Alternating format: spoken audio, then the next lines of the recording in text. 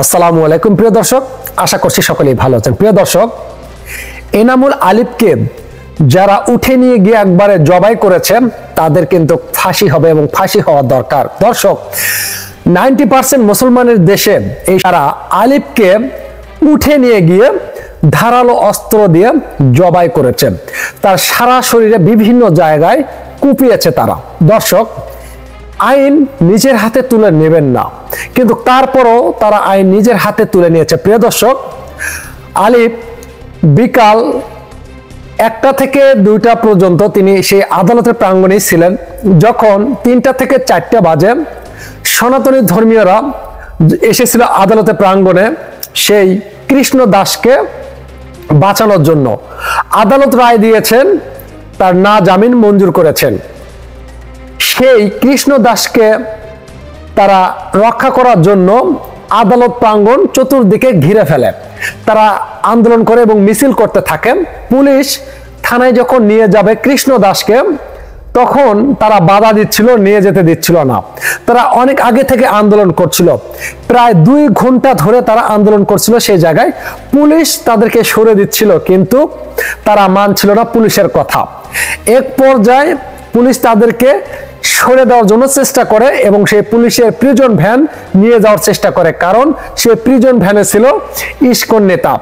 এই নেতা তিনি কিন্তু অপরাধ করেছিল, বাংলাদেশের যে জাতীয় পতাকা আছে সেটা অবমাননা করেছিল এবং তাদের বিরুদ্ধে 18 জনের নামে মামলা দায়ের করা হয়েছিল কোতোয়ালি থানায়। দর্শক, সেই মামলায় তাকে গ্রেপ্তার করা হয়েছে। তিনি যখন ঢাকা থেকে চট্টগ্রামে যাচ্ছিলেন, সেই ঢাকা শাহজালাল বিমানবন্দর এয়ারপোর্ট থেকে তাকে গ্রেপ্তার করা হয়। তারপরের দিন তাকে চট্টগ্রাম আদালতে হস্তান্তর করা হয়। প্রিয় দর্শক, আর এই ইসকন নেতাকে যখন উদ্ধার করার জন্য আদালতের প্রাঙ্গণে যেই ইসকন নেতার অনুসারীরা এসেছিলেন, তাদের সাথে কিন্তু এক পর্যায়ে ধাওয়া পাল্টা ধাওয়া ছিল পুলিশের সাথে। আর আলিফ ভাই যেটা করেছিলেন, আইনজীবী এনামুল হক, তিনি কিন্তু উভয় পক্ষকে ছাড়াছাড়ি করতেছিলেন, অর্থাৎ সেই জিনিসটা সমাধান করে দিচ্ছিলেন যে কেউ যাতে কারো উপর হাত না তোলে, সেই জিনিসটা সমাধান করার চেষ্টা করছিলেন। সেখান থেকে কয়েকজন ব্যক্তি সেই এনামুল হক আলিফকে আলোক করে ঘাড়ে নেয়। ঘাড়ে নিয়ে যাওয়ার পর আদালতের মেন ফটকের সামনে এবং টাওয়ারের নিচে সেখানে ফেলে এলোপাতাড়ি মারধর করে, তাকে লাঠি দিয়ে পিটায়, তারপরে লাথি মারে, ঘুষি মারে, তারপরে ধারালো অস্ত্র দিয়ে তার সারা শরীর এলোপাতাড়ি কুপাতে থাকে। এক পর্যায়ে সেই ধারালো অস্ত্র দিয়ে তার এইখানে একেবারে চালিয়ে দেয় সেই অস্ত্র। দর্শক, একজন মানুষ, যে মানুষটা আদালতের যে সমস্যাটা হয়েছে সেটা কিন্তু সমাধান করার চেষ্টা করছিল, তিনি কিন্তু হিন্দুদের গায়ে হাত তোলেনি।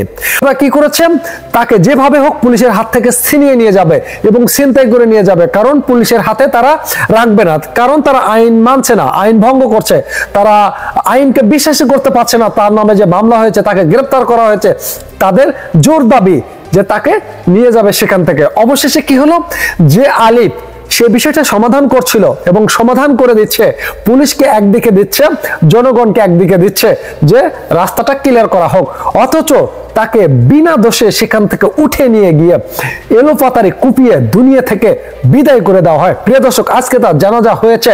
ঢাকা, চট্টগ্রাম বিভিন্ন জায়গায় আন্দোলন চলছে যে এই মুসলমানের দেশে, 90% মুসলমানের দেশে যে এই মুসলমানকে উঠে নিয়ে গিয়ে যে জবাই করলো, এটা কে মেনে নেবে? এদিকে সেই হিন্দু সম্প্রদায়, সেই হিন্দুরা কিন্তু বিভিন্ন চট্টগ্রামে বিভিন্ন জায়গায় মসজিদে হামলা করেছে, আমরা সেই ভিডিও দেখতে পাচ্ছি। তারা বিভিন্ন জায়গায় মসজিদে হামলা করেছে এবং তারা কি করছে, সেই মসজিদ ঘর ভাঙতেছে। দর্শক, শুধু মসজিদ ঘর না, গাড়ি ভাঙচুর করেছে, গাড়িতে হামলা চালিয়েছে। আমরা দেখেছি মাইক্রো ট্রাক, মিনি বাস, তারপরে হচ্ছে মিনি কারগুলো রয়েছে, সেগুলো তো তারা হামলা চালিয়েছে, সেগুলো ভাঙচুর করেছে। সাধারণ জনগণের গায়ে তারা হাত তুলেছে, কারণ যতক্ষণ পর্যন্ত এই কৃষ্ণ দাসকে মুক্তি না দেওয়া হবে তারা রাজপথ ছাড়বে না, তারা অবরোধ করবে। দর্শক, আইন সবার জন্য সমান। আদালত থেকে তার নামে মামলা করা হয়েছে, প্রমাণ মিলেছে, আর সেই প্রমাণ তারা কি না করতে চায়।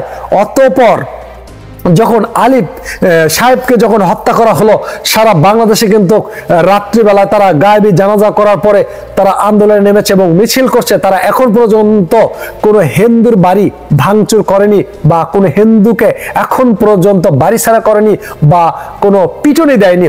এদিকে ভারত থেকে যে ভারতের নেতাকর্মীরা রয়েছে তারা হুঁশিয়ারি বার্তা দিয়েছে, ভারতের বিজেপি, যে বাংলাদেশ বনাম যে ভারতের যে বর্ডার রয়েছে, বর্ডারে তারা আন্দোলন করবে।